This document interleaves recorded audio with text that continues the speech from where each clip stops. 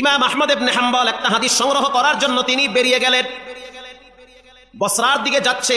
লম্বা পথ অতিক্রম করার পর তিনি সিদ্ধান্ত নিলেন যে রাত্র হয়ে গেছে, থাকার জন্য আল্লাহর ঘরে আশ্রয় নেওয়া দরকার। মসজিদে ঢুকলেন, গাট্টি রাইখা নামাজ আদায় করলেন। মসজিদের খাদেমকে বললেন, আজকের রাত্রটা কি মসজিদে থাকা যাবে? খাদেম স্পষ্ট জানায় দিলেন, না, থাকা যাবে না, কারণ থাকা নিষেধ।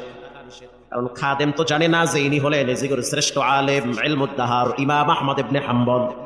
যে যারে চিনে সে তারে মানে, যে যারে চিনে না সে তারে মানতে চায় না, মানতে চায় না। গাট্টি লইয়া বের হয়ে গেছে। ইশারের নামাজ আর এক মসজিদে পড়লো। নামাজের পরে খাদেমকে বলল, একটু থাকার জন্য বারান্দাটা খুলে দাও। খাদেম বলল, হবে না, কমিটি বলেছে রাত্রিবেলা এখানে কাউকে থাকতে দেওয়া হবে না।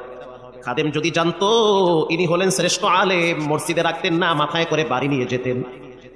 কিন্তু খাদেম তো চিনে না। আগের যুগের আল্লাহওয়ালাদের ভিতরে কোনো ভাব সাপ ছিল না, তারা সাবাসিদা চলতো, মানুষ তাদেরকে খুঁজা বের করত। ইমাম আহমদ ইবনে হাম্বল সিদ্ধান্ত নিলেন যে হয়তো আমার জন্য থাকা উপযোগী না মসজিদ।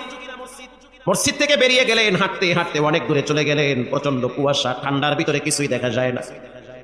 কিছু দূর যাওয়ার পরে তাকায় দেখতে আছে চুলার আগুন উপরের দিকে উঠতেছে। বুঝতে আর বাকি না, এখানে চুলা জ্বলতেছে, চুলার উপরে তাওয়া দেওয়া, এক যুবক দাঁড়ায় দাঁড়ায় রুটি ভাজতেছে। ইমাম আহমদ ইবনে হাম্বল কাছে গিয়া বললেন, ও যুবক, আজকের রাত্রটা যদি তোমার গরম চুলার কিনারায় কাটায় দেই তাহলে কি তোমার কষ্ট হবে? যুবক বলল, না, কষ্ট হবে না। আপনি একজন মুসলমান, আমার চুলার কিনারায় যদি আপনি একটু ঘুমান, এটা তো আমার জন্য খুশনসিব। থাকেন আপনি, ভিতরে কম্বল আছে, আইনা দিচ্ছি, রুটি আছে, যত মনে চায় খান, আরামে ঘুমান, ফজরের টাইমে আমি আপনার ডাইকে দিব। ইমাম আহমদ ইবনে হাম্বল কয়, ও দয়ার মালিক আল্লাহ, এ তোমার কেমন নিয়ম? তুই মসজিদে গেছি, ধাক্কায়া বাইর করে দিছে, এখানে দেখি গরম রুটি আর গোশত লইয়া বয়া হইছে। এই জন্য কখনো ঘাবড়াইতে নাই। দরওয়াজা 10টা বন্ধ হতে পারে, 11টার বেলায় খুলে দিতে পারেন কে? কখনো ঘাবড়াবেন না, অস্থির হবেন না। চাকরি হচ্ছে না, বেশি টেনশন করবেন না, চেষ্টা করেন, ট্রাই করেন। আপনার রবের দরওয়াজা কখনোই বন্ধ থাকে না। আপনি উকি মারেন, অটোমেটিকলি ব্যবস্থা করে দিবেন কে? আল্লাহ তাআলা।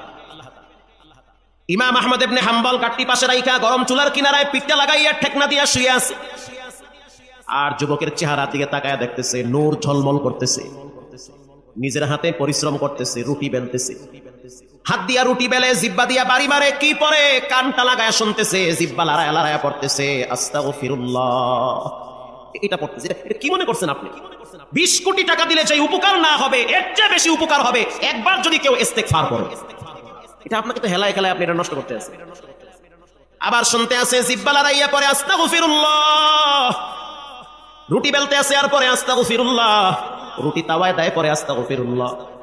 যে যারে চিনে সে তারে মানে, যে যার পরিচয় পায় সে তার জন্য পাগল হয়ে যায়। যে তার রবকে চিনছে, জীবন চলে গেল ফজরের টাইমে ঘুমায় থাকতে পারে না। যে তার আল্লাহকে চিনে ফেলাইছে, যে মনে করে যে আমার হায়াতের মালিক আল্লাহ। আমার মতো অনেক মানুষকে রব্বুল আলামিন পঙ্গু বানাইয়া বিছানায় ফালাইয়া রাখছে। অনেক যুবককে গাড়ি অ্যাক্সিডেন্টের মাধ্যমে কবরের বাসিন্দা বানায় দিছি। হঠাৎ হঠাৎ মানুষদেরকে আল্লাহ তাআলা দুনিয়া থেকে বিদায় করতেছে। কত যুবককে রব্বুল আলামিন ঘুমের ভিতরে জায়গায় প্যারালাইজ বানায়া দিছে। যে তার রবকে চিনে জীবন চলে গেল, সে গুনাহের রাস্তায় পা বাড়াইতে পারে না। ইমাম আহমদ ইবনে হাম্বল তাকায় দেখতে আছে যুবক রুটি ভাজে আর পরে আস্তাগফিরুল্লাহ। কাস্টমার দোকানে ঢুকতেছে, পড়তেছে আস্তাগফিরুল্লাহ, রুটি খাচ্ছে পরে আস্তাগফিরুল্লাহ। কাস্টমার টাকা দেয়, টাকা ক্যাশ বাক্সে ঢুকায় পরে আস্তাগফিরুল্লাহ। ইমাম আহমদ ইবনে হাম্বল আশ্চর্য হয়ে গেলেন, কৌতূহল বশত প্রশ্ন করলেন, এটা কোন তসবিহ খালি আস্তাগফিরুল্লাহই পড়ে? এই যুবক, কি পড়ো রে ভাই? ভাই পড়ি আস্তাগফিরুল্লাহ, রব তুমি আমারে ক্ষমা কইরা দাও। এটা পড়িরা তুমি কতটুকু লাভবান হয়েছো?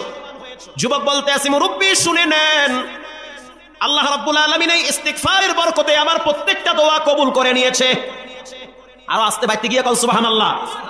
আপনি কি মনে করছেন সব দোয়া কবুল? আল্লাহ আমাকে মুস্তাজাবুদ দাওয়া বানায়া দিয়েছে। মুস্তাজাবুদ দাওয়া তাকে বলা হয় যার প্রতিটা দোয়া কবুল করেন কে? সব দোয়া কবুল। ইমাম আহমদ ইবনে হাম্বল গরমের শীতের দিন অস্থির হয়ে গেছে, বলে কি সব দোয়া কবুল? কিন্তু আফসোস, একটা দোয়া এখনো কবুল হয় নাই। কি সেই দোয়া? বলে আমার আব্বার মুখে শুনছি, যুগের শ্রেষ্ঠ আলেম ইমাম আহমদ ইবনে হাম্বল। আমার মনটা চায় যদি একবার তার সাথে সাক্ষাৎ করতে পারতাম, আমার দিলটা ঠান্ডা হয়ে যেত।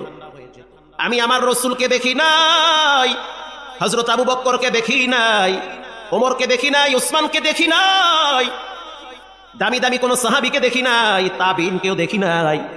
তবে আব্বার মুখে শুনছি যুগের শ্রেষ্ঠ আলেম ইমাম আহমদ ইবনে হাম্বল নাকি শ্রেষ্ঠ আলেম, শ্রেষ্ঠ বুজুর্গ। যদি একবার তারে পাইতাম হাতের সাথে হাতটা লাগাইয়া মুসাফা করতাম। ইমাম আহমদ ইবনে হাম্বল নিজেকে আর সামাল দিতে পারে না, এই চোখের পানি ছেড়ে দিয়া বলে, বাবা এই দোয়াটাও রব কবুল করেছে, তাকে খুঁজতে হবে না, তিনি তোমার চুলার কিনারায় দাঁড়িয়ে আছে। এজন্য রাসূলুল্লাহ বলেছেন ইস্তেগফার বেশি বেশি পড়ো, ইস্তেগফার পড়লে ক্ষমার দরওয়াজা খুলে দিবেন কে? জীবনে অনেক অপরাধ করেছি, এজন্য বেশি বেশি ইস্তেগফার করি।